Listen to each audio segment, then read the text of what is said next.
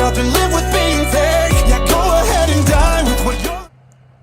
Now, I'm a pretty vulnerable person, but this video is probably going to be literally vulnerable. And from now on, it's going to forever be that in my life. I don't have a problem with being vulnerable anymore. Hello, everybody. My name is Tamika Isabel Osley, and I like to be called Harleen. She's my alter ego. I created Harleen out of really idolizing Harley Quinn.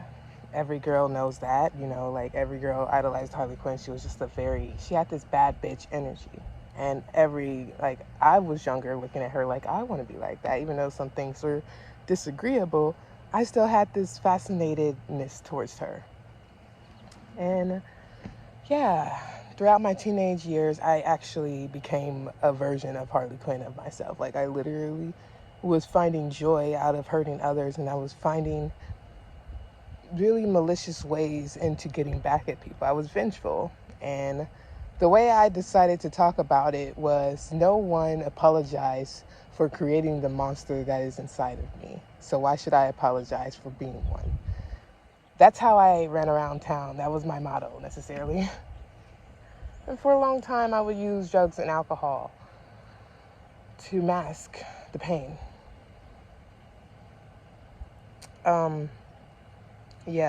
I would use drugs and alcohol to mask my pain. And quite frankly, when it comes to things, I fear a lot of things in life, and I fear a lot of things in death. I fear a lot of things in general. I kind of can say that I built that character because I was so scared, and I felt like she could have protected me. I was manipulating. I was doing a lot of fucked up shit around my teenage years. I did things to people that I can't say I'm proud of doing, and I allowed people to do things to me that I cannot say I'm proud of allowing. And for a long time in my life, I questioned and pitied myself, like, why me, why me, why me? And quite frankly, at this point in time, I don't question it anymore. I'm grateful. Because everything that I've been through in my life, for the reasons I call myself Harleen, I noticed another part of me.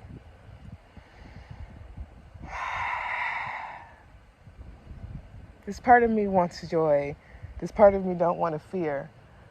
This part of me doesn't want to constantly be hurting. And let me get this straight before I continue talking. I'm a very insecure woman.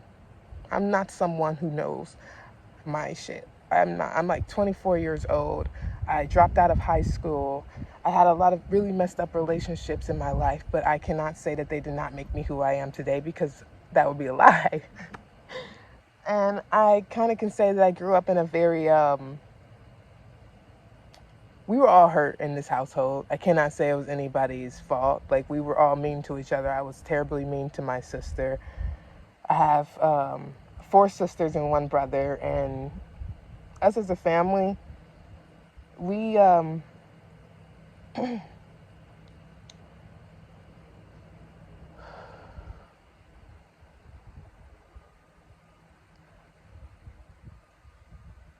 a family, we do our best to become better today. And why I'm taking so long to speak about this is because this is a very vulnerable part of my life.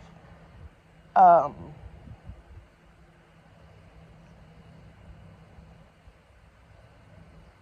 a little paranoid, but just don't mind it, because I know this is going to be a tough talk to have with myself. This is not just for me, but this is also for all those out there who are dealing with things in their life. And if I can be honest, when it comes to me and my family, when I said I have 4 sisters, including me, which makes it 4, I have 1 brother, which makes it 5. She had 5 kids altogether. And my mom, she was forced to raise those kids on her own. I watched my mom struggle. I watched my mom do the best that she could as a mother. And like they always say, parenting don't come with a pamphlet. So me and my sisters, we all did our best too. But I dealt with a lot of interpersonal damage. Like, I was just born weird. I was.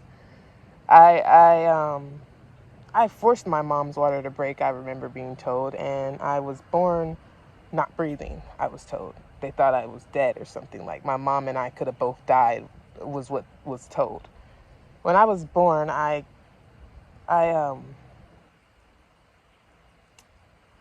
was not a very happy baby. People described me as very emotionless. You didn't want to play peekaboo with me. You didn't want to play peekaboo with me. You didn't want to play the normal games you would play with a baby. Like, my first words were black. I grew up weird. Like, I even have a baby picture where you literally see me staring back at you, not smiling in that picture. And I look back at that girl and I ask her, who are you? Because I don't know who she is. It's a bumblebee. I'm trying to keep my cool, but I am a paranoid person. Please excuse me. You're seeing who I am. I don't like bumblebees close to me. Please respect that. God, bugs do not have boundaries.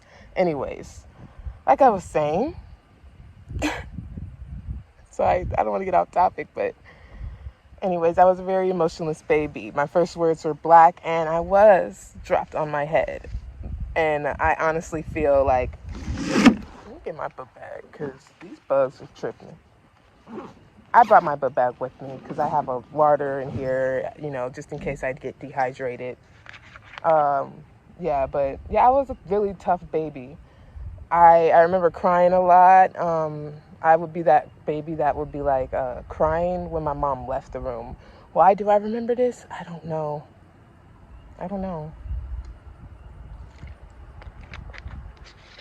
I guess I'm just trying to understand my life and who I am. And that means that I'll even go back into my childhood times if I have to. And I was a very weird child. I was mean to my sister. I bullied her. My sister, she was like around my age, but not around my age. She was still like my older sister, but we were like behind each other, and I was the younger sister. I bullied her at a very young age, and I remember being told like, oh, you're going to regret that when I was younger. And I remember feeling this energy of, I felt like I knew I was going to regret it. I had a lot of jealousy towards my sisters growing up. I just always felt like I needed to play a part that wasn't my own. I don't know why. Can you go away? Sorry, Bumblebee. Just coming over here flying around my shit. Like, don't fly around my stuff if you see that I'm personally just enjoying my own space. This is why, personally, I don't come out a lot. Like, I love Mother Nature and her beauty, but sometimes it just becomes too much to handle. But like I was saying, I'm not trying to be too paranoid. I'm trying to believe in better. So I was just like a very closed-in child, very gothic-like, but I wasn't like all black this. It was just my first word with black, and I wasn't very fond to games. When it comes to what I'm trying to tell you guys is my childhood wasn't pretty, but it was pretty. It wasn't all the way ugly. It was just, I know I grew up in a family of struggle, and me and my family, go away, please.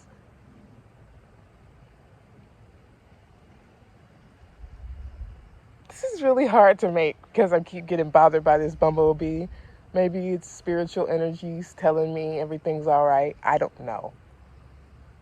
But this place just gives me the creeps. I don't live over here, but I come over here to get a nice breeze, fresh air, and sometimes that gets taken away because my negative thoughts take me on this scary movie journey, and I don't like being on a train of thought. However, it's robotic because of the life that I grew up in. That's what I'm trying to talk to you guys about. I'm a normally overstressed person who thinks the worst scenarios possible. And it's because I was raised in the projects. I was raised in the ghetto. You had to watch out for yourself or you weren't going to make it. It was all about survival. And then I realized that life is more than that. and trying to leave a survival mindset into a life is beauty, life is everything, you can survive and still be safe, you can be easy on yourself.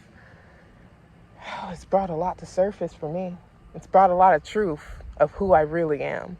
Quite frankly, I'm very insecure. Like right now, I'm listening to thoughts that are telling me I have a big ass forehead. Thanks, thoughts.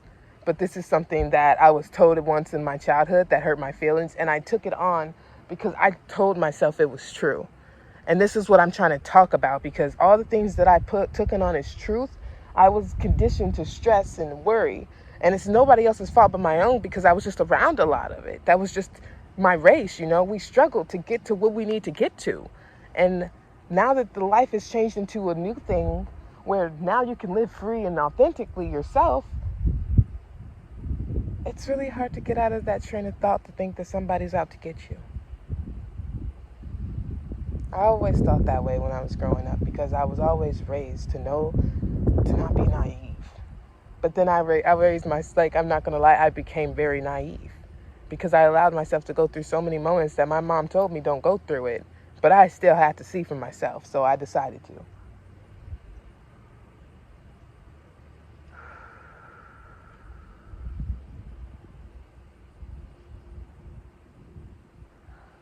Guys, I'm really paranoid.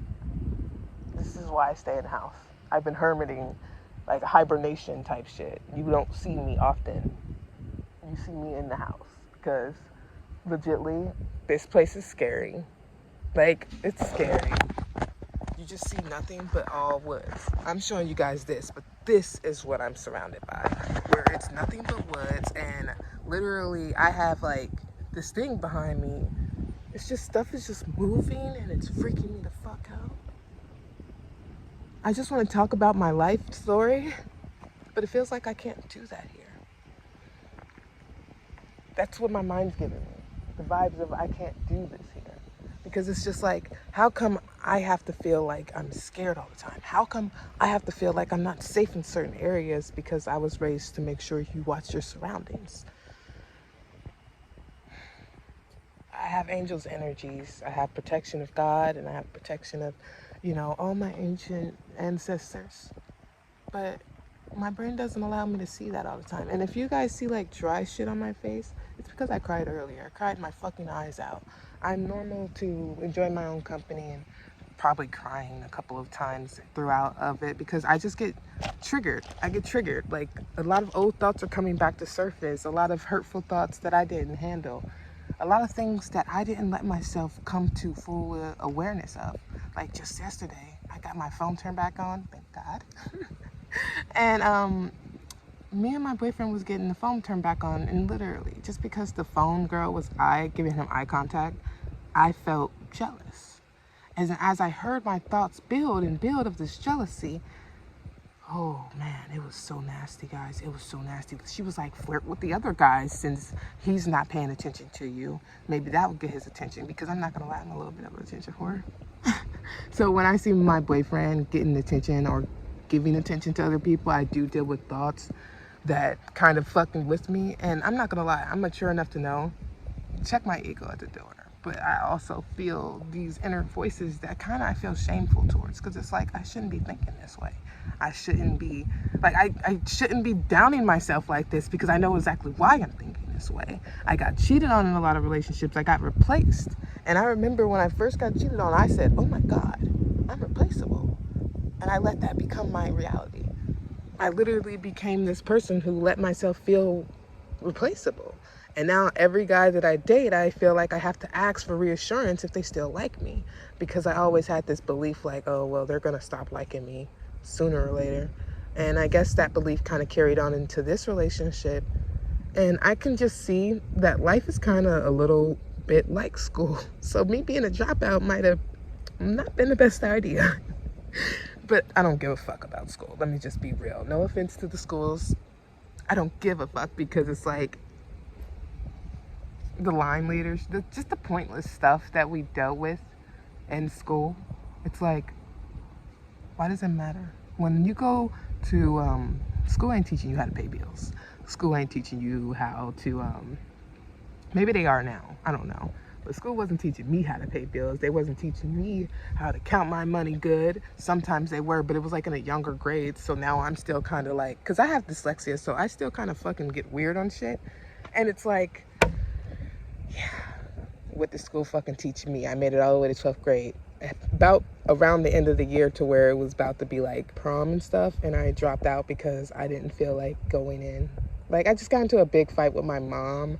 And I felt like, fuck it all. I remember that. Like, I remember just being like, fuck it all. And my school was kind of ghetto, so we had to go through metal detectors to get in the building.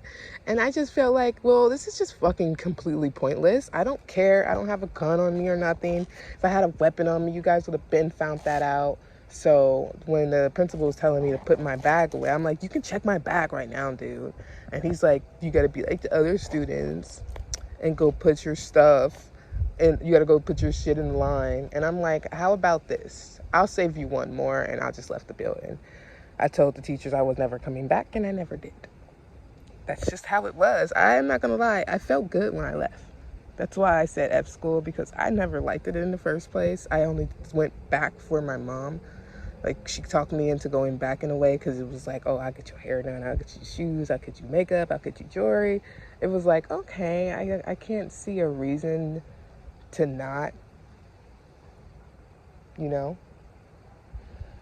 Right now I'm dealing with a lot of fucked up thoughts, guys. I'm dealing with a lot of fucked up thoughts. I'm normally negative, and right now I deal with a lot of cheating thoughts because of how much I feel not pretty. I'm literally like freaking out in my mind. She shows herself to me openly, because something that I learned about the ego is when you're going through hell, go through it. When you got fucked up thoughts that make you want to scream and go ballistic, don't do that. But I mean, sometimes if you're alone with yourself and you want to scream, you can do that. But going ballistic on other people for your problems is never a reason, people. That's just my advice. You don't have to take it. I'm just saying. When it comes to everything that I'm going through in my life, I deal with a lot of negative thoughts. I deal with negative nightmares. I deal with just getting... I could watch a scary movie and think that the scary movie is my life. That's how bad it is. Just because someone's walking their dog, I jumped. It's crazy. My heart's racing right now. That's another thing I was meaning to tell you guys. Like, I have this heavy chest pain, and I went to the doctor and I talked to them about my pains, and they literally told me that this is just muscle. It's not on my bone, and it's obviously muscle, because she said if it stretches and if you stretch it and it feels good, then it's just you having a lot of stress. So I see that I have a lot of stress, and that's why I make these videos, because I want to make more video diaries so I can understand myself more better. I don't ever want to let myself down. I don't ever want to fall into anybody else's beliefs towards me, but I do it anyways. And I have to acknowledge that side of myself, and I have to love her anyways. That's something I'm realizing. You accept and you love regardless. You say yes to life, and you stop being so bound to things that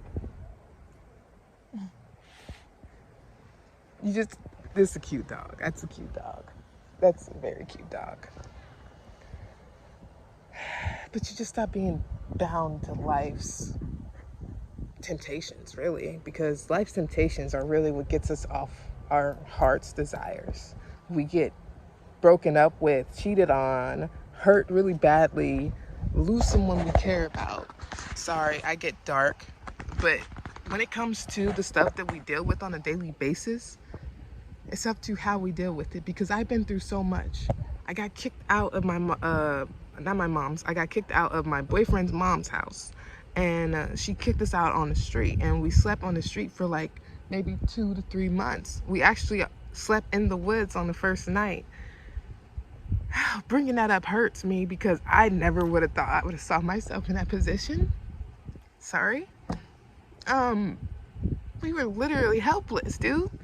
And when you're literally helpless, you have no other way but to learn. That's the beauty of enlightenment. And when you learn how to love yourself, regardless of being a mess, regardless of doing dirty, regardless of what this be, you a little too close to me, homie. Look at him. Like, can you guys... Yeah, now he want to fly away when the camera come on. But anyways, like I was saying, it's just beautiful when you're enlightened by things in your life. You just don't see it coming until it's already there, and that's the beauty of things. People like being in control, but knowing now I was never in control of my life, ever. I'm not even in control of my thoughts, because what I experience, and I can't control what I experience, but I can control how I handle it. It's a beautiful thing to be happy and hurt at the same time.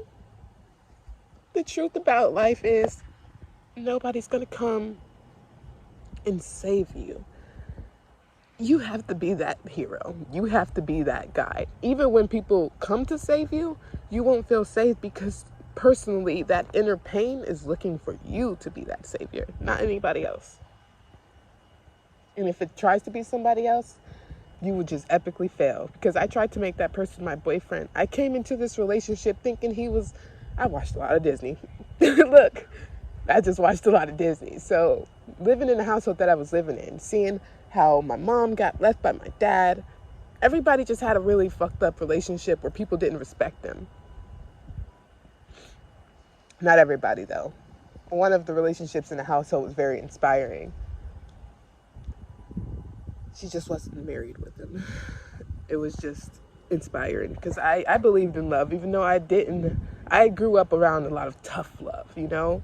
And I don't believe in tough love, if I can be honest. I don't believe in yelling at someone for making a mistake. I don't believe that, pushing them to go harder at things. I don't believe in that stuff, because this is living proof of what you become after it.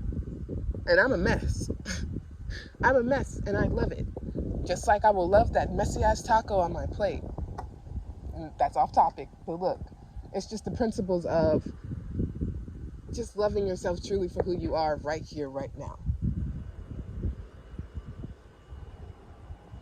When you love yourself truly for who you are right here, right now, then stuff starts to come to surface, and it ain't pretty, because you have to break down to break through. That's what I say. You have to break down to break through. And if you don't break down, if you don't own the things that you're feeling, even if it's not something that you want to feel, you have to own it. It's like, it belongs to me, and I'm not proud of it belonging to me, but I know I have to take responsibility as an adult. Honestly, me not working, me not having any money to my name, the only thing I have is my breath and my self. So it's just, I don't want to make it anybody else's problem to take care of me. Coming out of homelessness, seeing how much helplessness you can get to, you know that it's up to you and your situation.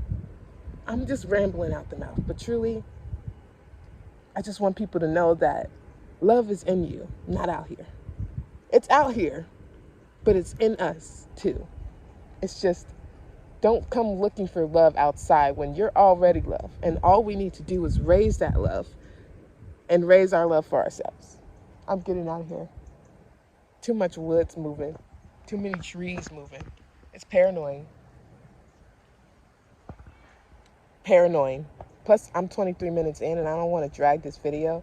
So if you like this video, please like, share, and subscribe on my YouTube channel. I don't know if I'm going to be posting this on, but I will let you know. And die with what you're afraid to say. Won't make the same mistake, 'cause it's my legacy.